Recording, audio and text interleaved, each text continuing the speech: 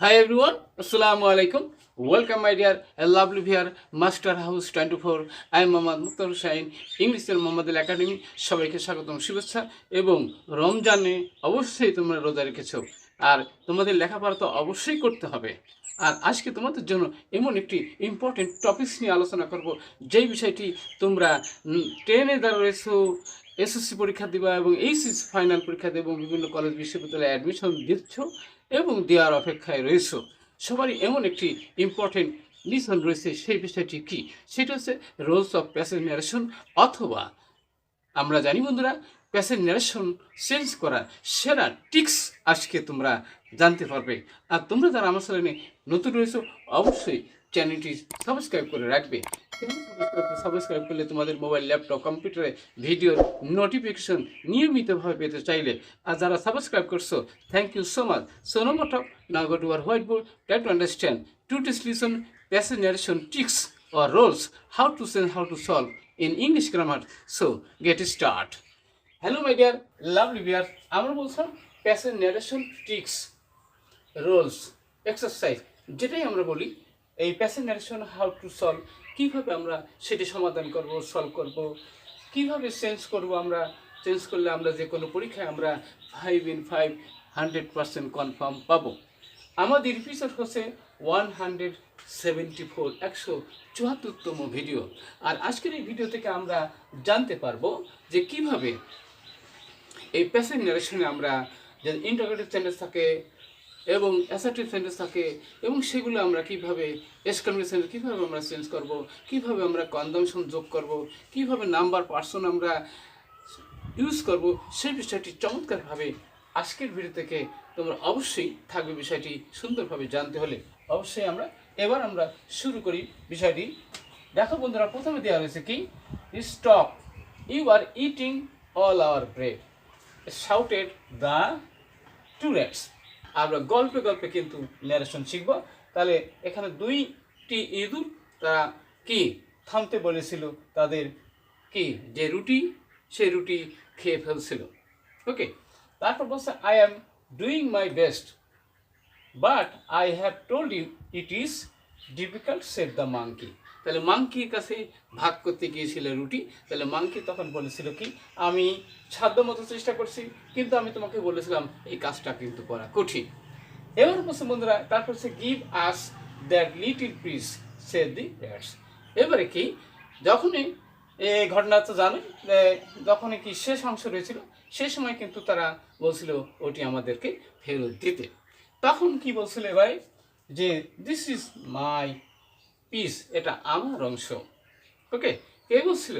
Monkey বলছিল haven't I a lot of work for you, তোমাদের জন্য অনেক পরিশ্রম করি নাই কি? রিপ্লাইড দ্য মাংকি বলছিল। এবার বলছে how foolish we are believing you said the rats. ইঁদুরেরা বলছিল যে আমরা তোমাকে বিশ্বাস করি, কত বোকামি করেছি। এরকম ঘটনা আমাদের বাস্তব জীবনে অবশ্যই ঘটে থাকে। তাহলে আমরা অবশ্যই চেঞ্জ করবো বিষয়টি। তাহলে প্রথমে দেখো বন্ধুরা, দি টু রিটস আমরা লিখব দি টু র্যাটস। ওকে, দুইটা ইঁদুর কী করেছিল এবার? শাউটেড মানে কি, চিৎকার করেছিল, শাউটেড অ্যাট দি মাংকি। ওকে, অর্থাৎ বানরের দিকে লক্ষ্য করে তারা চিৎকার করে বলছিল, কি বলছিল? স্টপ, থামতে বলেছিল। তাহলে টু স্টপ, থামতে বলেছিল। ঠিক আছে, এবং আরো কি বলছিল? আরো বলছিল কি যে হি বলতে মাংকি, হি বলতে মাংকি। তাহলে প্রেজেন্ট কন্টিনিউয়াস, তাহলে আমরা জানি কি, তাহলে হি ওয়াজ ইটিং, সে খেতেছিল, all their THEIR their bread, তাদের সমস্ত রুটি খেয়ে ফেলিতেছিল। তখন খেয়েছে, এবার খেয়েছে I am doing my best, এই কথাটা কে বলছিল? তাহলে এখানে দি মাংকি। এবারে দি মাংকি, মাংকি এখানে রিপ্লাইড, রিপ্লাইড মানে কি, উত্তর দিয়েছিল, দ্যাট। ওকে, উত্তর দিয়েছিলাম, আমরা জানি অ্যাসার্টিভ সেন্টেন্সে কনজাংশন হয়।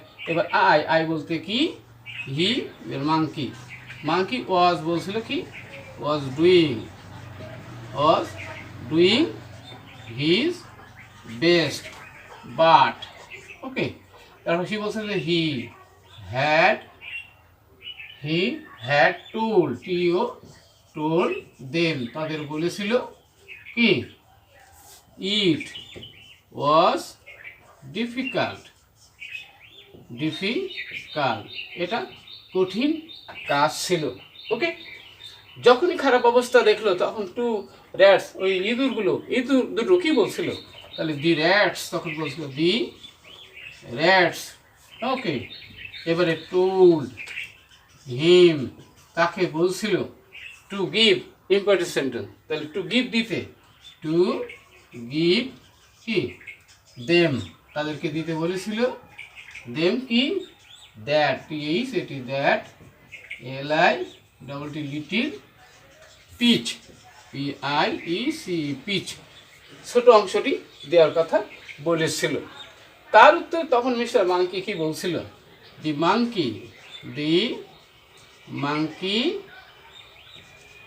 মাঙ্কি told them তাদের সে বলেছিল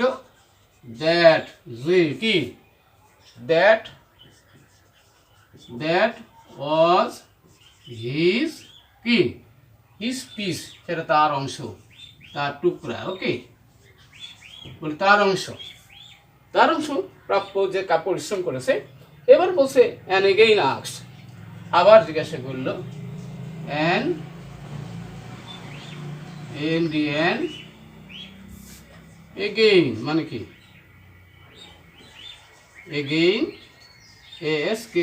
asked কি them তাদেরকে বলছিল এবার if অর্থাৎ yes no question হলে কনভার্সন if হয় এবার বলছে যে সে কি পরিশ্রম করেছিল না তাহলে আমরা কি লিখবো এখানে দেওয়া রয়েছে কি হ্যাভেন তাহলে এবার লিখবো কি he had not done done a lot of work for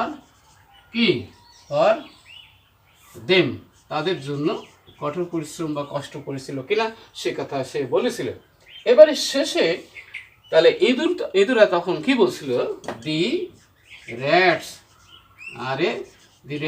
exclaimed exclaimed with কি sorrow দুঃখের সাথে বলেছিল দ্যাট যে কি বলছিল যে আসলে তারা কত বোকা ছিল they were